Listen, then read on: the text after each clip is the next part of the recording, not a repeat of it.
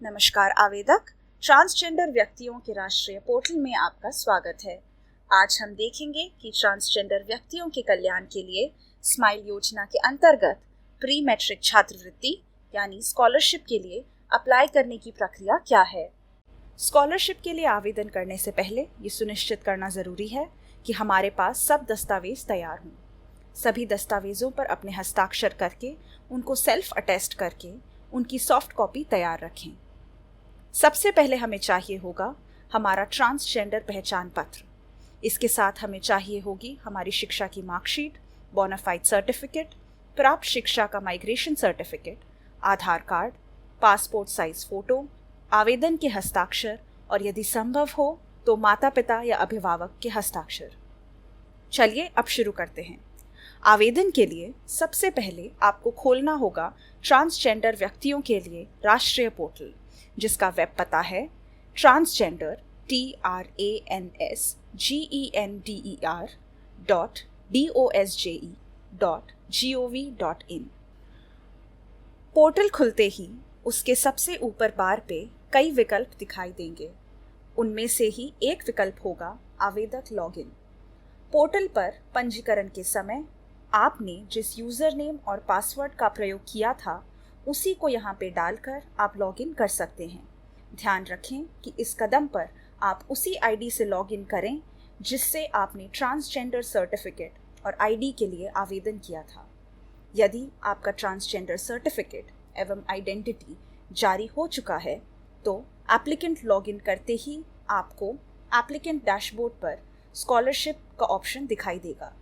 Scholarship के application को भरने के लिए आपको उस पर क्लिक करना होगा। क्लिक करने पर आपको स्कॉलरशिप से संबंधित सभी जानकारी के साथ एक डैशबोर्ड दिखाई देगा। इस पर पहले आप अपनी एलिजिबिलिटी यानी कि योग्यता का बटन क्लिक करके सारी जानकारी प्राप्त कर लें।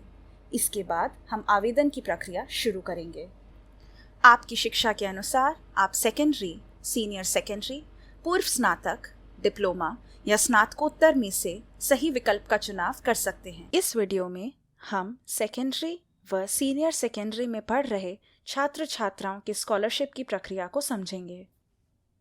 अपने शैक्षिक स्तर के चुनाव के बाद आप आवेदन संख्या प्राप्त करें के बटन पर क्लिक करेंगे, जिससे आपको आवेदन संख्या प्राप्त होगी। आवेदन संख्या आपके एप्लीकेशन का यूनिक नंबर है, जिससे आप अपने फॉर्म के बारे में कभी भी जानकारी प्राप्त कर पाएंगे। आवेदन संख्या मिलने के बाद अपने एप्लीकेशन में आगे बढ़ने के लिए आप ओके पर क्लिक करें। अब आपको आवेदन पृष्ठ पर पुनर्निर्देशित किया जा रहा है, जिसमें आपकी शैक्षिक पृष्ठभूमि के अधिक विवरण की आवश्यकता होगी। पहले कुछ विकल्प जैसे application ID, email ID, transgender certificate में दिए हुआ छात्र का नाम, छात्र छात्रा का जन्म नाम, जन्म तिथि और मोबाइल नंबर पहले से ही ऑटोफिल हो चुके हैं। इसमें वही विवरण है जो पंजीकरण के समय प्रदान किया गया था। इसके अलावा अब आपको प्रोफाइल पृष्ठ पर सभी विवरण भरना होगा। इसमें आपको अपनी पिछली शिक्षा का विवरण भरना होगा। साथ में आपको अपना पता डालना होगा। इसमें आपको अपना पत्राचार यानी कॉरेस्पॉन्डेंस का पता डालना होगा। इस जानकारी का उपयोग आगे संवाद करने के लिए किया जाएगा। इसमें आपके माता पिता की जानकारी भी मांगी गई है। यदि आप उनका विवरण साझा नहीं करना चाहते हैं तो आप इस स्थान को खाली छोड़ सकते हैं।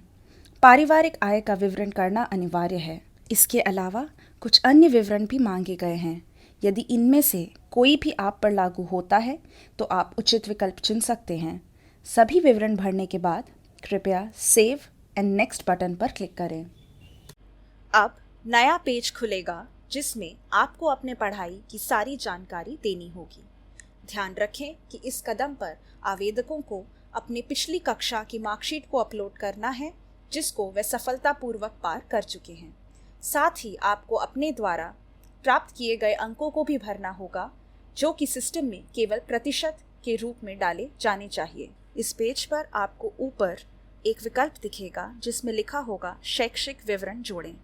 उस पर क्लिक करने पर आपको उत्तीर्ण शिक्षा का नाम, बोर्ड, विश्वविद्यालय का नाम, चुने गए प्रमुख विषयों का नाम, उत्तीर्ण होने का वर्ष, प्रतिशत, प्राप्त अंक का विवरण डालना होगा। इसके साथ आपको टोटल मार्क्स, डिवीजन का विवरण भी भरना होगा और उस मार्कशीट की सॉफ्ट कॉपी अपलोड करनी होगी जिसका आपने विवरण दिया है। जैसा कि आप देख सकते हैं, यहाँ आप जानकारी को संपादित यानी ऐड और हटाएं यानी रिमूव भी कर सकते हैं। सभी विवरण और सॉफ्ट कॉपी को ध्यान से सबमिट करने के बाद कृपया नेक्स्ट पर क्लिक करें। इसके बाद उस कॉलेज या संस्था का विवरण डालें जिसमें आपको एडमिशन दिया जा रहा है। संस्था का नाम, संस्था या कॉलेज की ईमेल आईडी, संस्था या कॉलेज का टेलीफोन नंबर, संस्था या कॉलेज का पता और क्या इस संस्था या कॉलेज सरकार द्वारा मान्यता प्राप्त हैं। सभी विवरण भरने के बाद कृपया सेव एंड नेक्स्ट पर क्लिक करें। अगले भाग में आपको बैंक विवरण डालना है। इसमें आप उस बैंक खाते का विवरण करेंगे जहां आपको अपनी छात्रवृत्ति राशि प्राप्त होगी, इसलिए इसे बहुत ध्यान से भरना ज़रूरी है। भरने से पहले कुछ बिंदुओं को सुनिश्चित करें। छात्रवृत्ति राशि प्राप्त करने के लिए आपके पास आधार सक्षम या आधार से लिंक्ड बैंक खाता होना चाहिए। बैंक खाते में जन्म नाम होना चाहिए या फिर वह नाम जो ट्रांसजेंडर व्यक्तियों के लिए राष्ट्रीय पोर्टल से जारी ट्रांसजेंडर प्रमाण पत्र यानी चुना हुआ नाम में दर्शाया गया हो।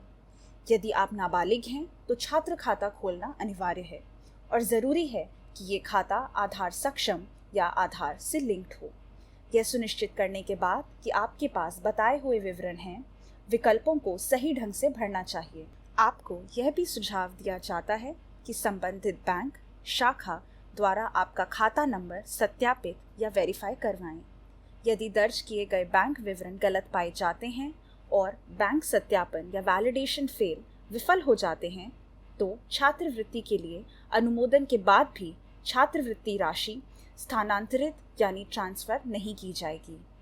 अगले चरण पर जाने के लिए कृपया सहेजें और अगला यानी सेव और नेक्स्ट पर क्लिक करें। इस खंड में आपसे अनुरोध है कि आवश्यक दस्तावेज की सॉफ्ट कॉपी अपलोड करें। पहले विकल्प में आप अपना ट्रांसजेंडर पहचान पत्र देख सकते हैं। यह एक केवल देखें विकल्प है। इसमें आपको कुछ नहीं करना है। जो ट्रांसजेंडर सर्टिफिकेट आपके अकाउंट से जुड़ा है वही आपको दिखाई देगा। इसके बाद कृपया अपनी स्वप्रमाणित या सेल्फ अटेस्टेड पिछले वर्ष की मार्कशीट अपलोड करें। सुनिश्चित करें कि इस कक्षा में आपने क्वालिफाइंग यानी पासिंग मार्क्स से ऊपर अंक प्राप्त किए हैं। पिछले दस्तावेज को सफलतापूर्वक अपलोड करने के बाद स्कूल से एक बोनाफाइड यानी प्रामाणिक प्रमाण पत्र या इंस्टीट्यूशन वेरिफिकेशन फॉर्म या संस्था सत्यापन फॉर्म यहाँ अपलोड करेंगे। इसका फॉर्मेट आपको नीचे नीले रंग में लिखे यहाँ क्लिक करें ऑप्शन को क्लिक करने पर दिखाई दे जाएगा। आप इसको डाउनलोड करके भर के अपनी शैक्षिक संस्था से प्रमाणित करवाकर यहाँ सबमिट कर सकते हैं। संस्था सत्यापन फॉर्म को सफलतापूर्वक अपलोड करने के बाद अगले कदम पर आपको अपने आधार कार्ड की सॉफ्ट कॉपी अपलोड करनी है। इसके बाद यदि आपने अपनी शैक्षणिक संस्था को बदला है तो कृपया किसी पुराने शैक्षणिक संस्था द्वारा प्रदान किए गए स्थानांतरण, माइग्रेशन या ट्रांसफ़र प्रमाण पत्र को अपलोड करें और बाकी मांगी हुई जानकारी साझा करें। आगे बढ़ने के लिए सेव और अगला पर क्लिक करें। अब आपको आवेदन प्रक्रिया के अंतिम भाग पर पुनर्निर्देशित किया जाएगा। यह घोषणा अनुभाग है। यहाँ घोषणा पर हस्ताक्षर करने से पहले कृपया सुनिश्चित करें कि आप सबसे पहले उस उद्देश्य के लिए किसी अन्य स्रोत से किसी अन्य छात्रवृत्ति का लाभ नहीं उठा रहे हैं। दूसरा, आप मेरिट कम मीन्स आधारित छात्रवृत्ति की स्वीकृति के लिए नियमों और शर्तों का पालन करेंगे। तीसरा, यदि किसी भी स्तर पर सामाजिक न्याय और अधिकारिता मंत्रालय में स्वीकृति पदाधिकारी यह पाते हैं कि आपके द्वारा दी गई जानकारी झूठी है या यदि आप छात्रवृत्ति के नियमों और शर्तों का उल्लंघन करते हैं तो आपको स्वीकृत छात्रवृत्ति रद्द की जा सकती है और कानून द्वारा आवश्यक दंडात्मक कार्रवाई के लिए दायित्व के अलावा छात्रवृत्ति की पूरी राशि आपके द्वारा वापस ली या वसूल की जाएगी। यदि आप सभी निर्धारित नियमों का पालन करना चाहते हैं तो कृपया मैं घोषणा करता हूं कि आवेदन पत्र में दी गई जानकारी सही है कि बगल में स्थित बॉक्स पर क्लिक करें। घोषणा के बाद कृपया अपना पासपोर्ट आकार का फोटो, अपने हस्ताक्षर की एक सॉफ्ट कॉपी और अपने माता पिता या अभिभावक के हस्ताक्षर की एक प्रति अपलोड करें। यदि आपको माता पिता के हस्ताक्षर लाने में कोई परेशानी है तो आप उस ऑप्शन को खाली छोड़कर आगे बढ़ें। माता पिता का हस्ताक्षर अनिवार्य नहीं है। नीचे आपको उस स्थान का विवरण देने के लिए एक स्थान मिलेगा जहां से आपने आवेदन किया है। सभी दस्तावेज अपलोड करने के बाद कृपया छात्रवृत्ति के लिए सफलतापूर्वक आवेदन करने के लिए सबमिट बटन पर क्लिक करें। अपनी छात्रवृत्ति के लिए आवेदन जमा करने के लिए धन्यवाद। आपको जल्द ही एक पुष्टिकरण मेल प्राप्त हो सकता है।